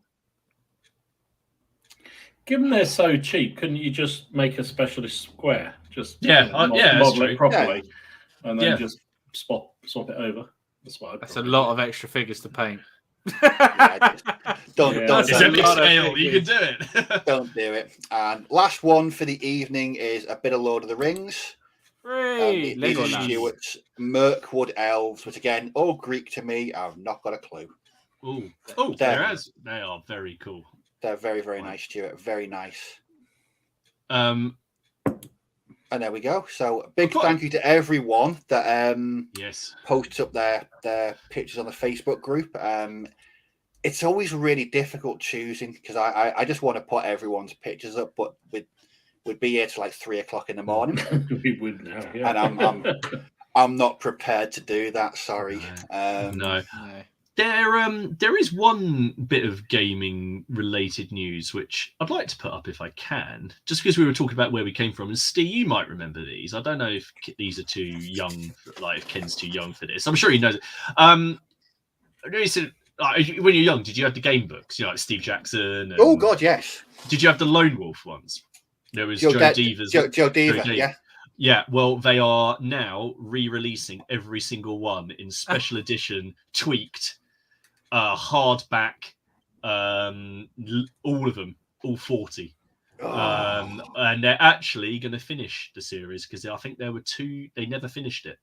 I think, and I think one of the reasons, and I just thought it was because we're talking about what goes into it, and these old game books where you've got your, go to page 10 to batter the orc, and these ones, the Lone Wolf books, were fantastic, and again something else that really got me into the hobby. But I just saw that before the stream, it popped up on my feed because I follow. There's a big Lone Wolf group on Facebook, and they're going to do them as big like A4 sized books. Really? With all the original. They've also there's it sounds a bit strange, but like there's extra content. So there's like I think there's routes you can go down that you couldn't before, and they've gone through, and because you'd always in game books always get go down a dead end. I think they've kind of ironed things out, but those books are fantastic, and it was just something I saw I wanted to highlight because I've seen some that I want to get. My Lone Wolf is not for my daughter, like definitely not.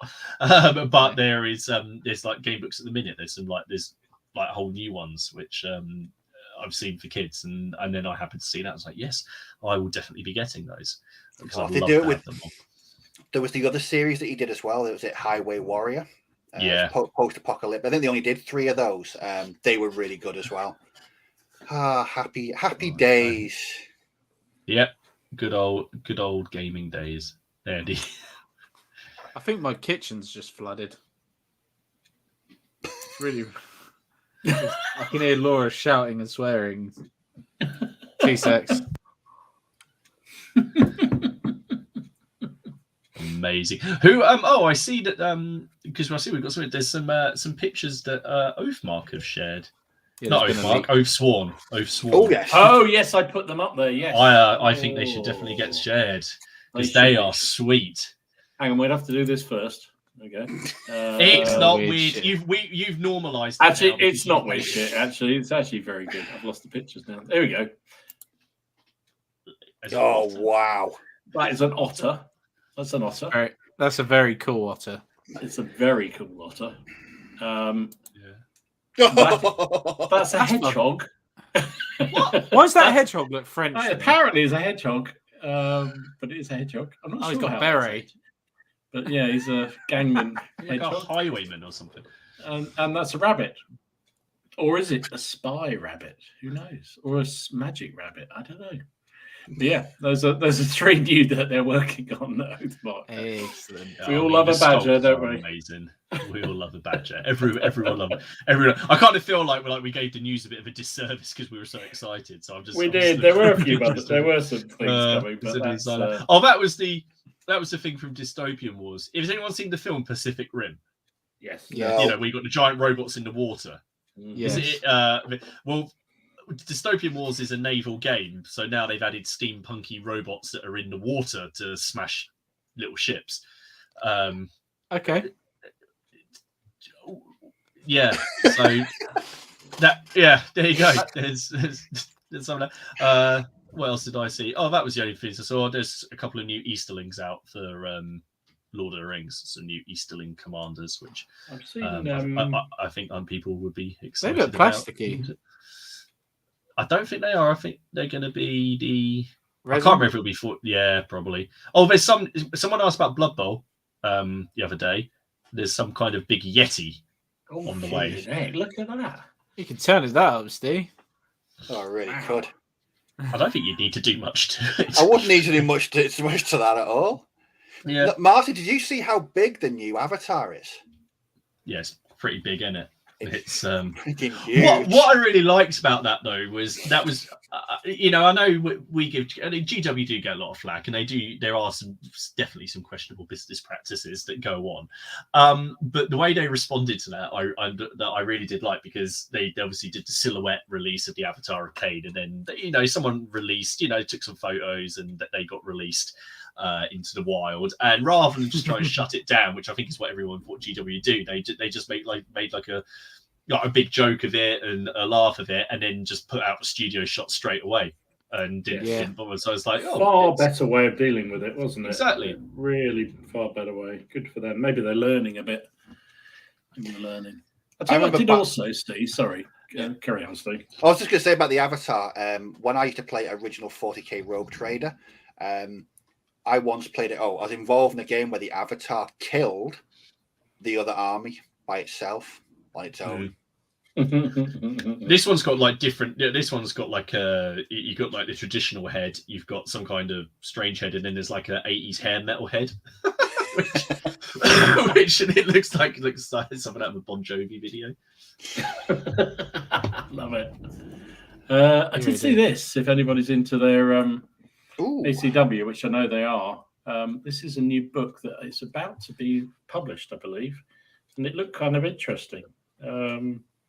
I'll have to put the link of where you buy it from, but apparently it's on pre-order now. But Osprey book. Was it an Osprey? You're right. It was an Osprey. Well done. Yeah, it was an Osprey book. So I think it's on sale in March, but you can pre-order it now. So yeah, that's you're pretty into cool. ATW. Looks very good. And I've just dropped a bow on the floor. Damn. I'm gonna have to duck in a minute, because I think my kitchen is kind of wet. It's not my kitchen; it's the landlord, so I don't really care. But yeah, I don't think Laura's best pleased. Is it something that you've done that's caused it to? No, luckily. Well, I'll probably get the blame for it somehow, but yeah. There he goes. Dom's doing the thing every gamer does.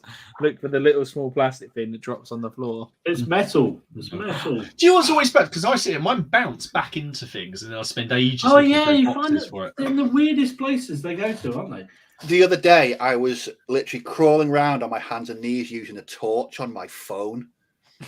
That'll be me in a minute. I'm just going to get my torch out. What's worse is it's got a dab of super glue on it, so it means it'll probably be stuck to something. Oh Yeah, you'll pick it up, and I've done that, and I've picked it up, and it's been like a cat biscuit on it. Yeah. Have you ever dropped something and you thought you've picked up the right thing, and it's something completely random? I'm always picking up bits of bolt action German sprue off the floor. And you've not done those for a year. Yeah. Crazy. It's very strange. Oh dear. No. Yes. Well, there you go. The mystery of never finding out if Dom finds the mystery piece. There we go. Well, you will know, because it's part of the this charity auction thing. Oh no! One of the moments going to be missing. I forgot. Have I got to paint something for that? No, we've left you. We'll announce it. You've been left out of it. But there is something we need you to do. There's something we need you to do, which is unfortunately filming something. Because we're going to be filming. We're each filming updates as it goes. It's a painting relay. Before we go, I completely forgot. I've got a little update on the plastic crack painting challenge thingy bob, because I got the hashtag wrong last week, which I am going to blame Warren for, because he told me the wrong one. So that's why when I looked at it, I only found his thing. So there are other, but it's hashtag OPC. Not OCP, which is the company from RoboCop, which is what I realised I did. Cool. But basically, again, if you're in the Facebook group and you just want some motivation to do something, the online painting challenge that's going this month, the theme is out of space, so you can take that and just put it any way you want. There is some awesome stuff on there. There's like a cyborg dodo that Warren's done. Did you see it? And then there's that thing. Have you seen what Stephen's done? with the monolith and the 2001. Oh yeah, that was Have you awesome. seen That looks so good. We'll showcase these in March. Because we haven't been involved in the organisation of this. No, this is entirely fan, which is great because it's just great and it shows the community. But in fact, we should probably get on and enter something ourselves. Yeah, quite possibly, yes. But if you want to take part, and it's just a bit of fun. There are no prizes. It's just the fun of taking part and seeing what people can come up with. So there's still 4 weeks to go. So go over there and remember it's OPC2. Otherwise, Martin is trying to win by sending everyone else to a different. Yeah. Now I've just got to find something out of space. Does turnip count out? Turnip out of space. That's it. Mind. Yeah. So I mean, as you said, am I going to turnip these marmalade? I couldn't bring myself to turnip and marmalade. These models are too nice. Those Caballero ones, I couldn't touch them with turnip. I just couldn't do it. There's just some things that are sacred. Yeah, there are some things. Anyway, folks, we're at 1 minute past 10. A bit of overtime for everyone there. Big thanks to everyone that showed up and commented in the chat. Another big thanks to everyone who's watching this on the catch-up. Yes. Turnips in space. I heartily approve, Steve. I heartily approve. Space turnip. We'll be back same time next week on Dom's channel, I believe it is. It is my channel, yes. Same time next Monday, 8 o'clock on Boots on the Table. So, once again, thanks to everybody for coming out and hanging out with us. And we'll see you all next week. See you next week. Bye. Bye-bye. Hey, Bye. see you.